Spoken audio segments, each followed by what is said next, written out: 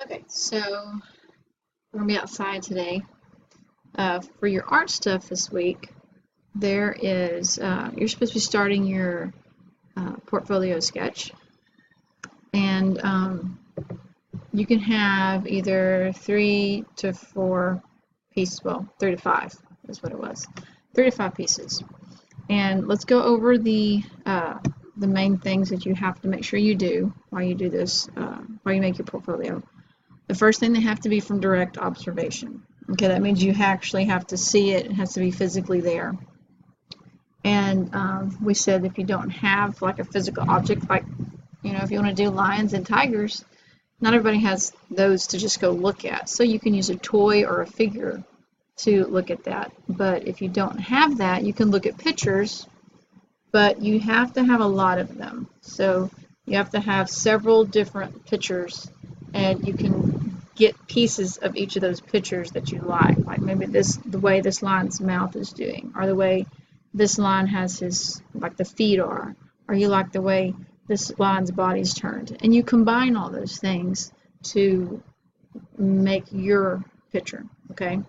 And that is okay too. But what you don't want to do is copy another photo or another picture or another drawing. We're not going to do that. Second thing, let me get back to it. Oops.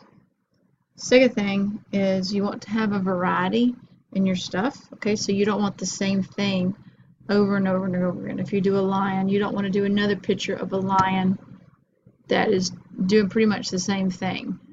Or even if you just have a whole lion and then one of them standing, another picture of the lion sitting, another picture of the lion growling. You don't want them all so similar. You can have a lion that is maybe chasing after something, and you can have the animal that's chasing after there. You can have another one maybe laying in underneath a tree somewhere. So you have different stuff with the picture. This one has the animal running, and you have another animal there in front of it. Then this one has a tree, and you can do some shading, and it can be really bright, but they're the lines in the shade. So you can do a lot of stuff and show your ability to show shading and things in that kind of picture. And you could do another one with a couple of lion cubs that are playing, so you have two lions interacting. So you can switch things up and do the same thing, but you're going to switch it up and show different skills. The next thing you want to have is variety in the medium that you use too. You don't want to do all like pastel, or all acrylic, or all charcoal. So you want to kind of switch things up a little bit, and you can even combine some different mediums if you want to. You can do a painting that has watercolor and acrylic in it. Okay, so you can kind of switch things up and combine stuff. Also, you want to show that you have taken some time to think about it and plan this out. Okay, you don't want to just have a picture of a lion and you're done. You want to plan it out. Like, for example, if you did the one with the lion in the shade that's resting, you can show a lot of contrast in that picture. So you've thought about your ability to display your talents of doing contrast and shading and light and dark and stuff, and that's a good time to do it. So it needs to show some thought of what's in there with your object as well. And it needs to have a focus. Okay, every piece needs to have a focus. We talked about this. Something that draws your attention. First thing, when you're like, if you just like first, you're like, boom, I'm gonna look at it. What's the first thing your eye goes to? That's gonna be your focal point of your picture. So you want to make sure you have that, something that stands out. Also, one of the biggest things, and we talked about this in class, is you have to have a theme. So all of your pictures, like the lion, it would have a lion in common. Okay, so they all have to have a theme. Now, how do you get started on this? We did our pre-art process in class. We talked about it, and you should have wrote it down in your sketchbook. And the first one is get some inspiration. Make sure it's something that inspires you and something that you enjoy, okay?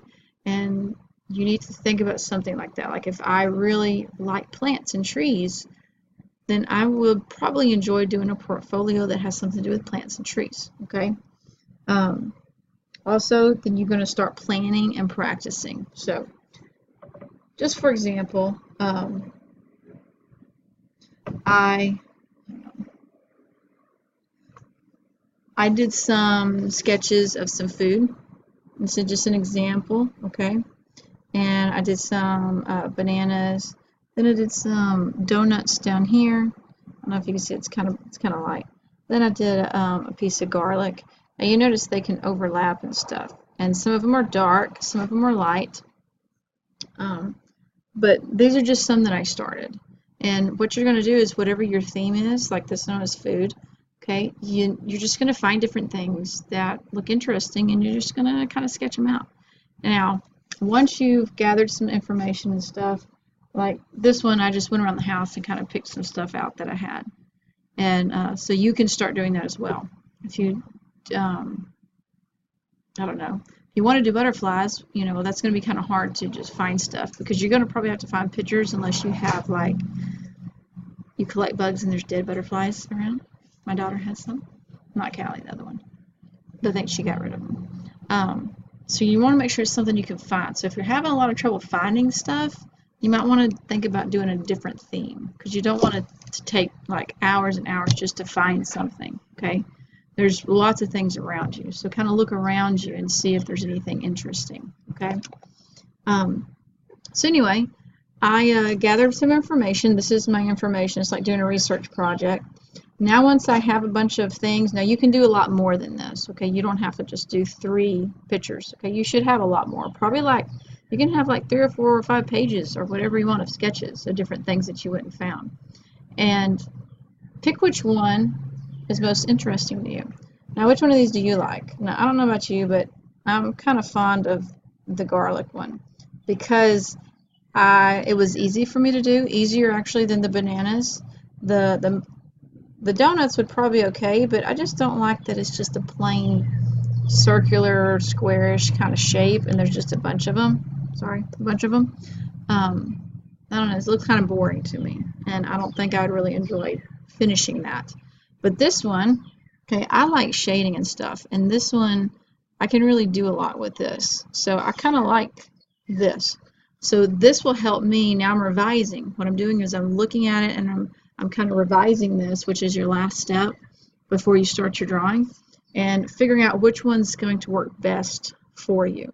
So if, for example, you're doing lions and you had a bunch of sketches of lions on here, you would look at the lions and say, which ones do I feel most comfortable finishing? Because like this one, when I was doing this, I was having some trouble with the bananas because it was just so big and a different, there was, I don't know, there was so many different levels of the bananas here. I don't know, I just didn't like them that much. And so I had a little more trouble actually doing this than I did this. This was a lot easier for me. So, and I like the way it looks better. So it was easy for me to do. I like how it looks, and I'll probably enjoy showing off my shading abilities with it. So why wouldn't I pick that one, you know? So that's going to be the one I'm going to do. So when I decide to do one of my final pieces, I'm going to say, you know what? I'm going to do a piece that involves this garlic because I like that. I'm going to probably set some garlic up and do it for one of my project pieces. So then you're done. And all I have to do after that is figure out what is my surface going to be, like what am I going to set my garlic on, what's the background going to be, and you can set all this up, okay?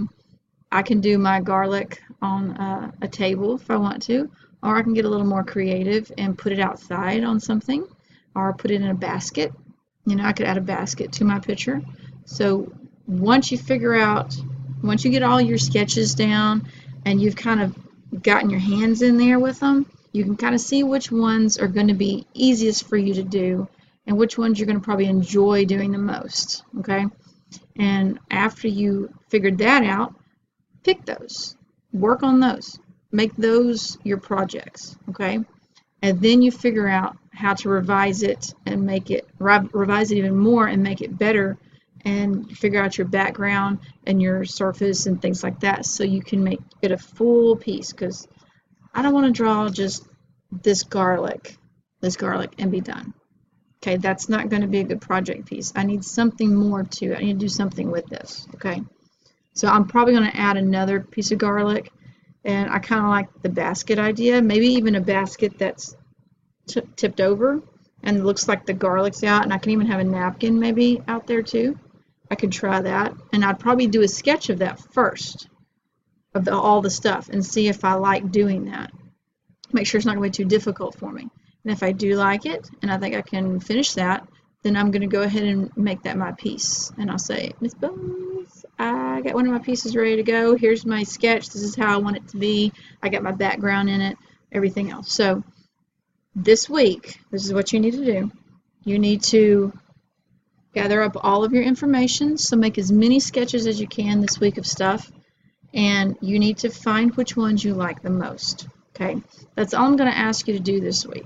If you want to go ahead and create a sketch, you say, oh yeah, I like this garlic the best, so I'm going to figure out how to make it into my portfolio piece, like I just said. I'll go ahead and sketch out, I'll set a basket up, I'll set the napkin up and another piece of garlic, and I'm going to go ahead and sketch it all out too. You can go ahead and do that if you want. Or you can bring all your stuff to class and you can set it up there in class if you want to and work on it there. Totally up to you. Because this stuff you can work on it at home and you can work on it in class. So whichever you want. Now, if you don't want to, if it's like a big setup like that, I would tell you to take a picture also. So take a picture of it. And you can take a picture on your phone or whatever. You can take a picture and put it on the computer and print it out. Whatever you want to do. To where you have, and you can look at that. You can copy that because you made that picture. It's not copyrighted. Nobody else did it. So if you have like a still life that you're setting things up, or you're doing your cat, I have a cat over here, and if I wanted to draw her, I could take as many pictures of her as I want, and that could be some of the pictures I look at. And you can look at those pictures and you can copy them and you can blow them up and do stuff with them and use your grid on them, and we can work on that in class. So if you want your own picture of something, go ahead and take some pictures of stuff. They're yours. They're your pictures. You don't have to worry about copywriting anything. So that's all you got to do this week. Give me all your pictures and pick some of the ones that you like for your project. That's all you have to do. If you want to do more than that, go ahead, do more. Okay. Go as far with this as you want, and wherever you're at next week, as long as you have this done, that's what matters most. But if you have more than that done, that's great. You're getting ahead and you're getting your projects done. If you're doing 5, I would advise to go as far as you can with this each week so that you can get as much as you can done. So, okay. If you have any questions, your parents can text me or email me, or if you're a high schooler or older, then you can text me as well. So, I hope you'll have fun with this, and I can't wait to see your stuff next week. Bye.